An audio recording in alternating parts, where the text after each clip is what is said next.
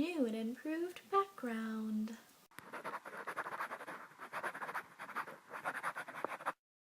So my first kind of wintry book that I've read this year that I'm going to review is Ice by Sarah Durst.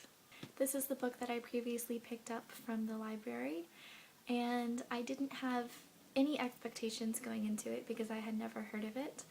And I'm not going to say that it was great, but it was still a pretty good book. So the story is about a young girl named Cassie who grew up in an Arctic research station with her father and some other scientists studying polar bears. For the first few years of her life, her grandmother also lived with her, and her grandmother used to tell her this story about her mother. The story was that the North Wind made a deal with the polar bear king. If he could get the North Wind a baby, then when the baby grew up, the North Wind promised the daughter to be the bear's wife. The girl grew up, but she fell in love with a human man and refused to marry the polar bear king. So the woman and the bear made a deal. If the polar bear king kept her safe and hidden from her father, the North Wind, then when she had a baby with her human husband, her baby would be promised to be the wife of the polar bear king. Her daughter, of course, being Cassie.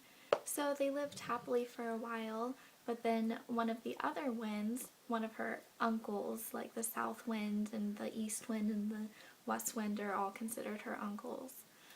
One of them found her, and they went and told the North Wind, and the North Wind was absolutely furious. So he blew her east of the sun, west of the moon, beyond the edges of the earth, where she was captured by trolls. So Cassie grew up without a mother. Cassie, of course, just believes this story is just a fairy tale that her gram was telling her. The story her father told her was that her mother died in some sort of accident, which of course isn't true. The real story is the fairy tale. When Cassie turns 18, she finds this polar bear that acts really strangely in almost like a magical sense.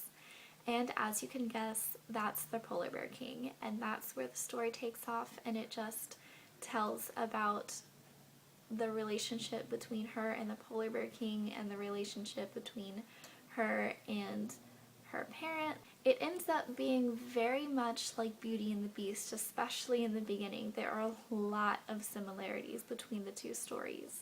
The world that was built was pretty cool, and the plot fell together really nicely. One more thing that I did like about it was the use of native words. I won't try to pronounce any of the words, but I did really like how they tied that culture into it. But I kind of had a hard time sympathizing with Cassie. She seemed like a really, really intelligent young woman. I mean, she dreamed of doing scientific research with polar bears, and she could read charts like a breeze, but a lot of the decisions she made were really not smart.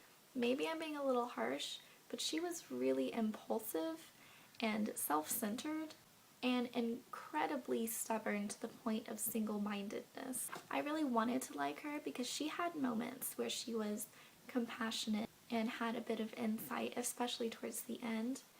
I guess it was kind of like she refused to believe that she couldn't have everything that she wanted, and to me that's so unrealistic, especially in a young woman who's as intelligent as she was. But despite all of that, I did really like the book. My favorite quote from the book was, "Oh," she said, "you know what fire and ice make?"